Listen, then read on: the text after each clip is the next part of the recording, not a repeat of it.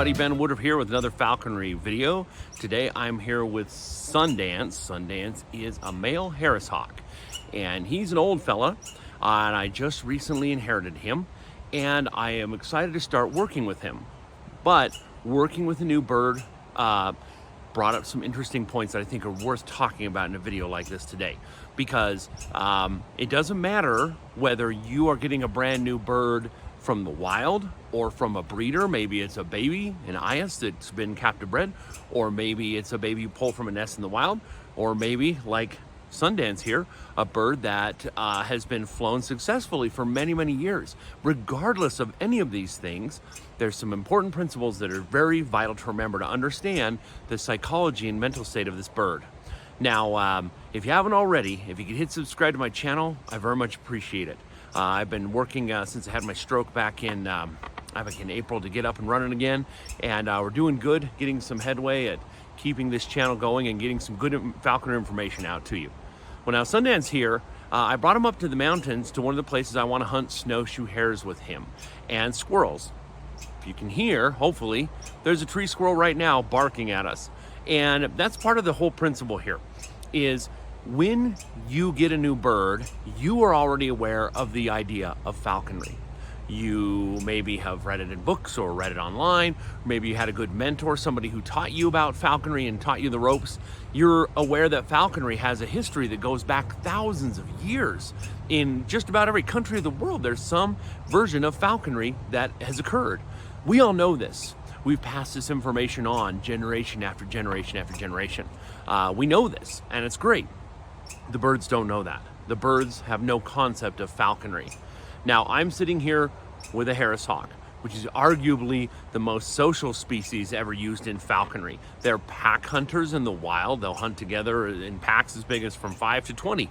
They work together, so they understand social bonding. They understand social cooperation, which lends themselves very well to falconry. And yet, even though that is the case, and this is a captive bred bird, and he's been flown successfully for years, had a great relationship with the humans that work with him, well, guess what? He's still new, and he's still a little nervous. If you look at his posture, and you see him looking around, he's checking things out, he's not completely sure about me. And that is very easy to forget. It's very easy to forget. We go down these lists and we say, okay, here are the attributes of a goshawk. This. Here's how they behave. Here they act when they're really hungry. Here's how they act if they're imprinted or misprinted. We say it for Harris hawks. We say it for, peregrine falcons are prone. They're better at learning how to wait on than other falcon species are. We make these lists, these biological observations that have a lot of accuracy. But the thing is, we have to remember, the birds don't know these, and every bird is an individual, and birds are a lot smarter than we give them credit for. Now, when it comes to birds like parrots have external ways to help us see their intelligence. Parrots can learn how to talk and absolutely learn what they're saying. The parrots have a sense of humor, and parrots will like to trick humans and trick you. I had a cockatoo that would be like, pretty bird, to get people to, he would whisper at him, pretty bird, and then people would get right by the cage, and then he'd start screaming at the people to scare them, and he just got a kick out of it. So birds have a lot of intelligence. Most raptors, Harris hawks kind of excluded, don't have a lot of external ways to show us their intelligence. And so when we see it, we're like, oh, wow, that's really interesting, just how they can make connections. But the very fact that they can learn so quickly to work with us is pretty amazing, and I think very worthy of note. But if you're going to be a good falconer or a good wildlife educator or a good wildlife rehabilitator, you have to remember to be patient with your bird. You have to remember that your bird does not know these handling techniques, and that it's technically a very foreign experience for it to have happened. Even for this bird, which has been with humans its whole life and had a very good relationship, still, I'm a new face. And it's easy, people in the past would dismiss it and say, oh, birds aren't that smart, and they don't recognize one human for another. They absolutely do. First of all, there's been huge studies done dedicated to facial recognition in birds that nest colonially, like geese, things like that, where they'll have these huge colonies on an island, and it's like, how do you know where your nest is? How do you know which mate is your mate? and trade out for incubation and stuff. And they've proven, same thing with penguins, subtle differences in facial recognition. They recognize different faces. Well, I also had, my first Harris hawk I ever had was named Maddie, and she was a great bird. And she was very loyal. She always loved to follow me along, like Harris hawks often do. And you can train any bird to follow you along. She was really good at it. And one day we just did a little experiment. I had a friend. I had a goatee. He had a goatee. We're both similar height, similar appearance. And we stood next to each other wearing a similar jacket. And I held up my fist, my glove, with no food. And he held up his glove with food. And we both tried to call Maddie down. She flew to me still. Now, again, I understand that people, there's steps, right? A bird understands if I do this, I get the reward. But, they're not dogs. It's not like, hey, let's just hang out, let's be buddies. But still, that does take intelligence to understand, hey, look, I got to hang around with my pack. That's my pack member. I know I'm going to get food either way eventually. So there's always levels of intelligence. But we have to factor in the fact that, for example, this Harris hawk, Sundance here, he doesn't know who I am. And he's in a new forest with me today. He's never seen this forest. He's never seen these roads. He rode up with me, sitting in the passenger seat, looking around and checking everything out. And you have to be patient and allow your bird to acclimate, socialize and acclimate them. Now, also remember, food is the language of trust. I'll say this in almost every video, language of trust for birds of prey, because everybody else in the natural kingdom wants to kill you and take your food or kill you and make you food.